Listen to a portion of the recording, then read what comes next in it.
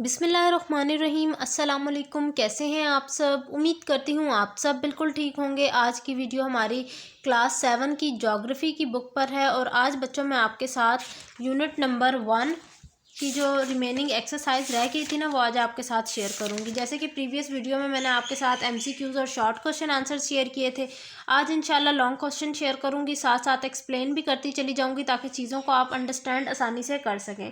आप सब बच्चे पेज नंबर 14 ओपन कर लें ताकि आप लोग भी मेरे साथ इस एक्सरसाइज को सॉल्व कर सकें, चीज़ों को समझ सकें। क्वेश्चन नंबर 1 है जो कि डिटेल को आंसर जिनके देने हैं। What is landform? लैंडफॉर्म क्या चीज़ है? Explain processes responsible for the change in landscape of the अर्थ। और ये साथ साथ आपने उन वजूहात को बयान करना है जिनकी वजह से ज़मीन की जो लैंडस्केप है वो ख़त्म होती जा रही है, वो चेंज हो रही है। वो किस वजह से हो रही है, किन फैक्टर्स की वजह से हो रही है, वो आपने राइट डाउन करने हैं। सबसे पहले हम लैंडफॉर्म की डेफिनेशन देख लेते हैं और फिर उसके बाद उन फैक्टर्स को पढ़ लेते हैं जिनकी वजह से लैंडस्केप चेंज हो रहे हैं।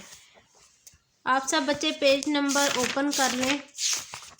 ये फर्स्ट पेज जो है इस चैप्टर का पेज नंबर 6, इसमें आपको लैंडफॉर्म की पहले डेफिनेशन मिलेगी।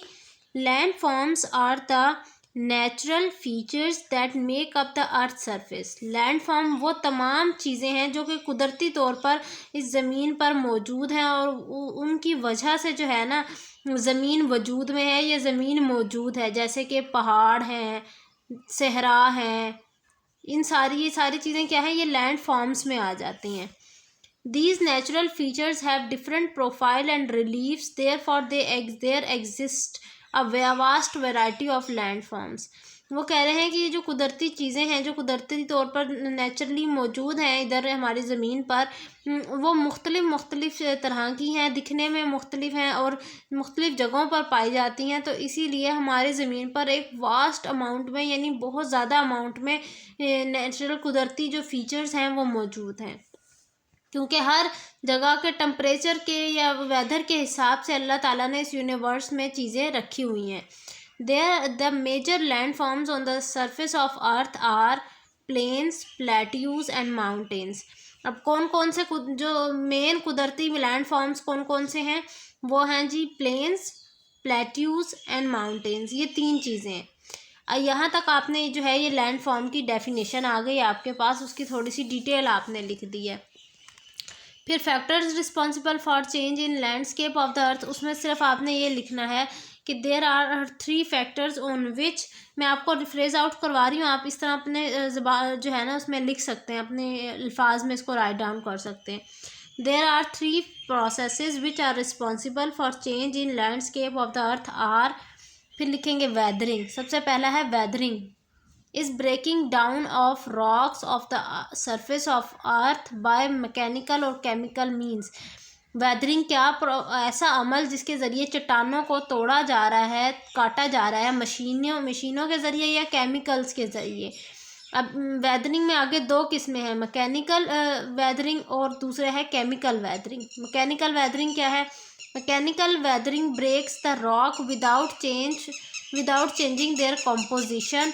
Weathering by mechanical means involve processes like freezing, thawing of water, expansion and contraction of rocks and wedging by plant roots। अब वो कह रहे हैं मैकेनिकल वेदरिंग ये चीज़ है बच्चों, अगर मैं आपको आसान ज़बान में समझाऊं, कि चट्टानों को काटना बग़ैर उनकी जो है ना कंपोजिशन, यानी उनके अंदर वो जिन चीज़ों से मिलकर बनी है उन चीज़ों को ख़त्म किए बग़ैर उनको तोड़ना, उनको छोटे छोटे पीसीज में ब्रेक करना, उसे कहा जाता है मैकेनिकल वेदरिंग। जबकि जो केमिकल वेदरिंग है उसमें क्या होता है, उसमें आप chemical weatherings occur when the minerals of rocks react with water and gases of the earth atmosphere। It produces new weaker substance by changing the composition of the minerals of rock। अब क्योंकि mechanical weathering से opposite है chemical weathering, इसलिए chemical weathering में ये चीज़ होती है कि जब आप उसका अंदर का जो केमिकल है ना वो चेंज कर दें, यानी जो चट्टान है उसको आपने कभी उसके जो पत्थर हैं या उसका पाउडर बनाकर आपने उसको पानी के साथ रिएक्ट करवा दिया, या फिर उसको जो है ना जो हमारे ज़मीन पे मौजूद गैसेस हैं उनके साथ रिएक्शन करवा दिया। रिएक्शन के रिज़ल्ट में जो चीज़ बन के आई वो एक नई चीज़ है, एक नया सब्सटेंस है, तो इसीलिए इसे केमिकल वेदरिंग कहा जाता है।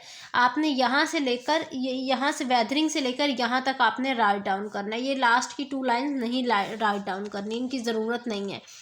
आगे है मैस वेस्टिंग। मैस वेस्टिंग क्या है? Is the movement of large mass of sediments और section of land down a slope due to gravity. वो कह रहे हैं कि मैस वेस्टिंग ये चीज़ है कि जब हमारे कोई ज़मीन का कोई बड़ा सारा टुकड़ा है, या किसी पत्थर का कोई टुकड़ा है, या कोई चट्टान का कोई पीस है, ठीक है, उसका जो है बड़ा सारा पीस का स्लोप की शक्ल में मतलब मैस की शक्ल में जब वो चीज़ गिर रही है, वो किसी ढलवान से गिर रही है, यानी किसी स्लोप से गिर रही है। किस वजह से गिरती है? वो ग्रेविटी उसको अपनी तरफ खींचती है, तो इसे कहा जाता है mass wasting. There are different types of mass wasting such as rock fall, land sliding. अच्छा, ये आप ये लैंड स्लाइडिंग एग्जेक्ट्रा, बस यहाँ तक आप लिखते, ये आपका हो जाएगा मैस वेस्टिंग। जैसे कि हम अक्सर सुनते हैं न्यूज़ में कि लैंड स्लाइडिंग हो रही है जो उन एरियाज़ में, जिन एरियाज़ में बर्फ़बारी बहुत ज़्यादा होती है, तो ये मैस वेस्टिंग की एक किस्म है। इरोजन क्या होता है? इरोजन होता है is the wearing and removal of land surface by reverse, winds and glaciers. Erosional processes involve the landform in terms of elevation, shape or size. These agents peel off their minerals in a process called depositional that results in the formation of new landform. Erosion क्या है बच्चों? अगर मैं आसान ज़बान में आपको बात बताऊं तो इरोजन ये है कि ज़मीन का किसी टुकड़े के ऊपर जो है ना, किसी भी चीज़ की कमी हो जाना, बंजर हो जाना उसका, यानी वो ज़मीन जो है वो काश्तकारी के लिए बेहतर नहीं होती, तो उसको उस तरह की ज़मीन को इरोजनल प्लेस कहा जाता है, या इरोजनल लैंड भी कहा जा सकता है। इसमें उसकी साइज़ भी चेंज हो जाता है, ज़मीन का शेप भी चेंज हो जाती है, उसके अंदर मिनरल्स की भी कमी हो जाती है, तो इसे कहते हैं इरोजन का होना, ठीक है।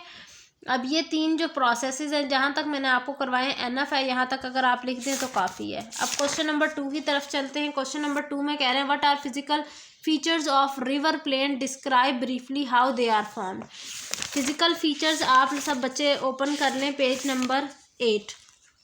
फीचर्स ऑफ रिवर प्लेन, इधर आपने ये पहला लिखना है रिवर ब्रीडिंग, ये वाला फुल पैराग्राफ लिखना है, ये आप लोग स्क्रीनशॉट लेना चाहें तो ले सकते हैं, ये फुल पैराग्राफ।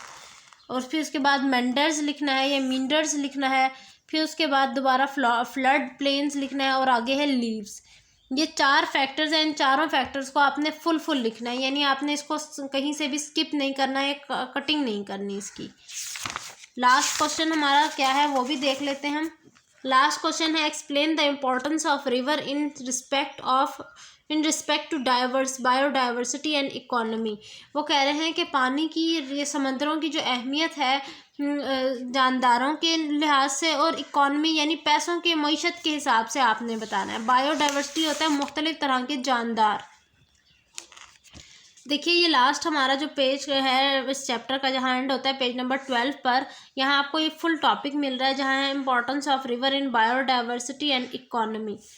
बायोडाइवर्सिटी यहाँ से स्टार्ट करेंगे, is the term used to describe, यहाँ से स्टार्ट करेंगे और एंड करेंगे यहाँ हाइड्रो इलेक्ट्रिक पावर के ऊपर। हाइड्रो इलेक्ट्रिक पावर पहले यहाँ से लेकर जो यहाँ तक आप हेडिंग देंगे वो यही देंगे, bio importance of reverse in biodiversity, और फिर नीचे वाला जो यहाँ से लेकर यहाँ तक आप पैराग्राफ लिखेंगे, इसमें हेडिंग देंगे importance of river in economy.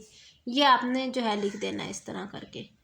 ये थी मेरी आज की वीडियो। इंशाल्लाह नेक्स्ट वीडियो से जो है हम इस चैप्टर को स्टार्ट से जो रीडिंग है इसकी वो करेंगे, फिर इंशाल्लाह नेक्स्ट चैप्टर्स को कंटिन्यूसली जो है उनके ऊपर मैं वीडियोस बनाऊंगी। मिलती हूँ नेक्स्ट वीडियो में। अपना ख्याल रखिएगा, मुझे दुआओं में याद रखिए। अल्लाह हाफिज़।